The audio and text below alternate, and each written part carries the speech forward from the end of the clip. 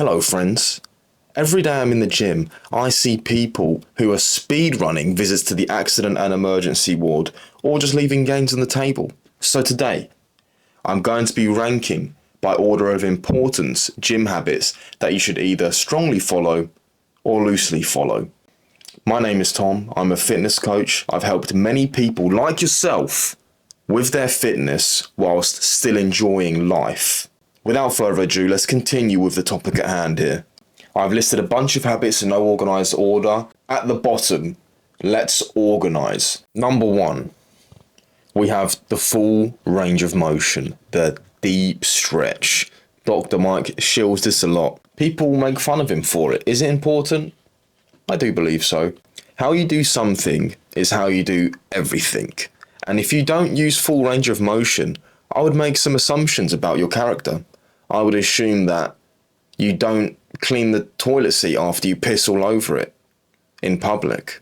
Having said that, the lab rats say that lengthened partials are also pretty good. So no shame if your last few reps are not full. Lengthened partials are the bottom half of the movement and shortened partials are the top half. And no one really does those, so you shouldn't either. A tier. There you go, Dr. Mike. Number 2, leaving reps on the table. Whilst I don't think we should be going ballistic every session, if you are finishing a working set and you're getting up, you're going for a walk, you're checking your phone, without even taking a moment to recover, you're not pushing hard enough and you're leaving muscle stimulus in the gym. Not good. A lot of people also know how many reps they're going to do before they've even unracked the weight. Unless you're training with a friend, you never really say, 1 more, push.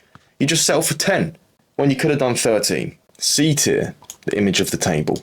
Because at the end of the day, you're still stimulating muscle. You're just leaving extra little gains on the table. Do your reps. Like, don't be a pussy, push hard. Number 3, joint pain. Finding another exercise for the same muscle, working around the joint pain, it has to be done. You're some kind of masochist if you endure the joint pain for multiple sets and then at the end of the session you say, I'm looking forward to doing that next week. As soon as I feel joint pain, I don't even finish the set. I rack the weight, I brainstorm alternative movements for the same muscle group, and then when I get home, I research why my joint is hurting and I start recovery. This is S tier.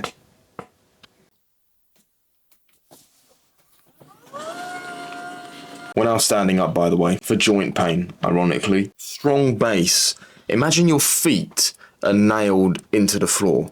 Now, this one does have some caveats. There are some movements, especially in Olympic lifting, where your feet do move.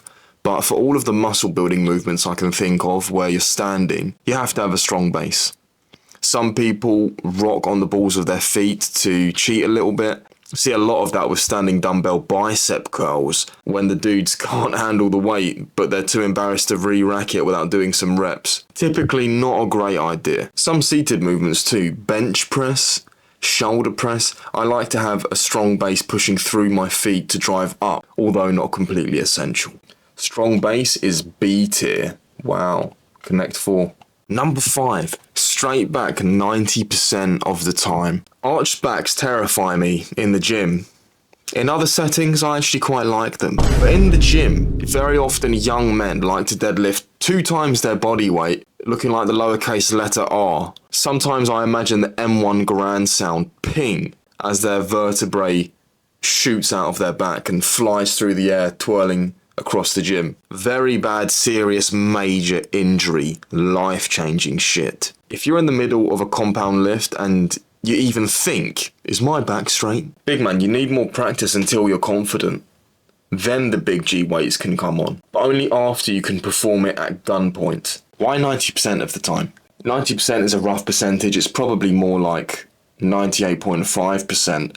Like the strong base habit above, this one has some caveats. Some sit-ups, crunches, a lot of ab movements don't require straight backs. The big one is bench press. It's common practice to bench press with an arch by pulling your shoulder blades back like this.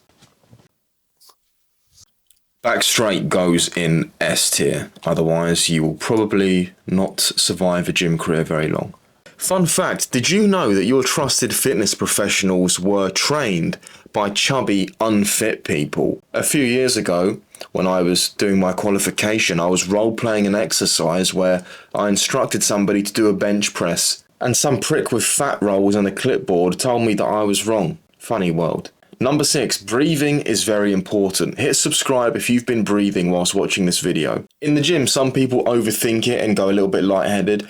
I find the best way is to hold my breath on the way down, and then on the way up, exhale. That probably sounded really bad on the mic, blowing into the mic. Disclaimer, my powerlifting friends would likely disagree with me. I believe they like to hold their breath for the entire duration of the rep. Either way, despite weightlifting and powerlifting both occurring in the same building with the same equipment, they are two separate athletic endeavours. And if you want advice regarding powerlifting, then I'm afraid I'm not fit to give you advice. I'm not qualified.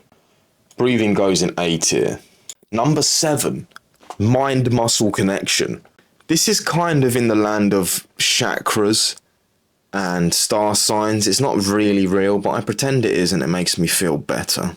Understanding where different muscles are and concentrating during a set can only be positive. I once had a client point at the leg curl machine and told me how much they loved the calf machine. I sort of raised my eyebrow a little bit and then realised that he was mistaking the sensation of the pressure of the pad against his calf as a calf workout. But he's actually working out his hamstrings. There are no losers. It's just an education gap.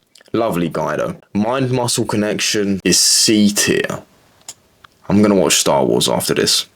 Number 8, tempo. Slow on the way down, fast on the way up. Letting the weight drop and kind of catching it when your body mechanics can't go any lower is as dangerous as it sounds. It's also very lazy and subpar for muscle growth. When you take about 2 to 4 seconds on the way down, you control the weight, first of all, is much safer, and it's also a far better workout. Stimulates the muscles more, and fast on the way up is also said to be the best for the type 2 muscles, which is the fast twitch muscle fibre, the one that makes you even more athletic. Boom!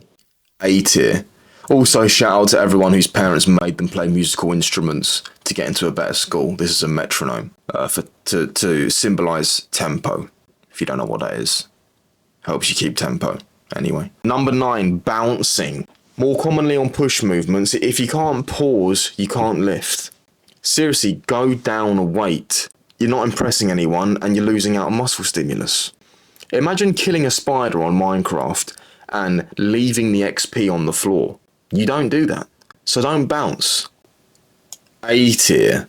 Because you can bounce if you want, but you're only cheating yourself. Number 10, this is a big one. Record and review. This method is on the rise because everywhere you look there's a fucking tripod. But it's very helpful, and most of us do the majority of our sessions on our own, and even if you do train with a friend, he might not know what to look out for in regards to technique. So if you're unsure, record it and watch it back. You send it on forums for feedback. You can even send it to me.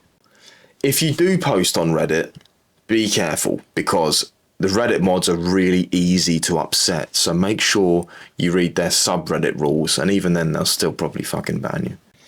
Anyway, that's it. Did the video help? I hope so. Give it a thumbs up. If you think I am somewhat likeable and you could just about withstand my intolerable personality for just one more video, then please subscribe. If you have any fat friends, please share, because I'm small time right now and I'm trying to get my numbers up. Stay safe.